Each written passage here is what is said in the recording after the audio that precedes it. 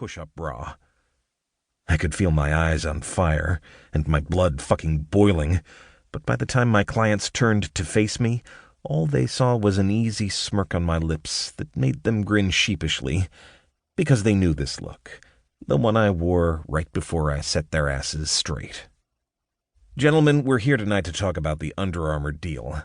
But if you want to waste my time drooling over some waitress, then you're welcome to find a different agent to negotiate your contract for a third of the price, I said, leaning back in my seat. But in that case, Watt, you'd have to tell your wife that the new beach house is a no-go. Is that something you're interested in? No! No. Watt laughed in a panic before socking Ty in the arm. Come on, asshole. Pay attention. What? Me? And just like that, we were back on topic.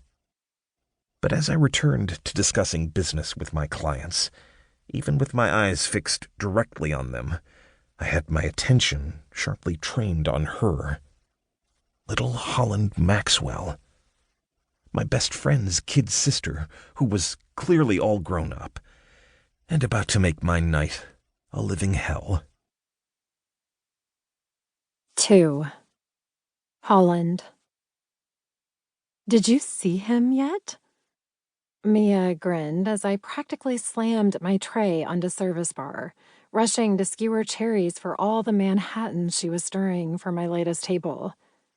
I processed her question at a 3-second delay because I was desperately trying to remember what my giant party of businessmen had just asked me for.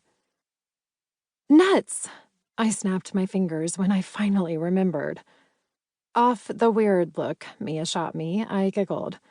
I'm sorry. Did I see who? I asked breathlessly. Mr. S. Mr. Ass? Mr. Angry Sex in a suit. I squinted at her.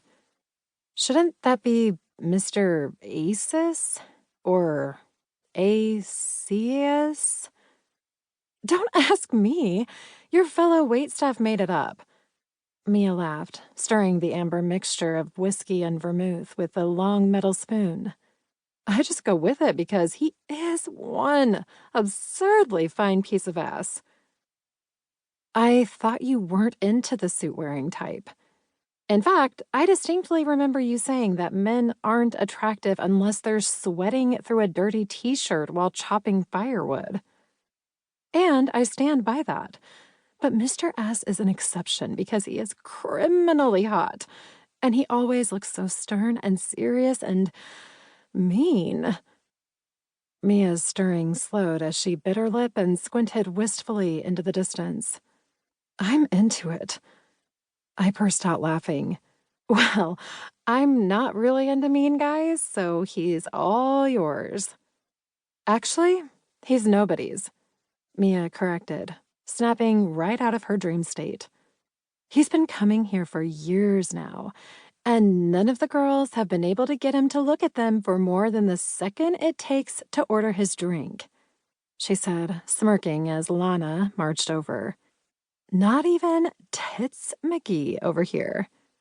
Lana huffed and stuck her nose in the air.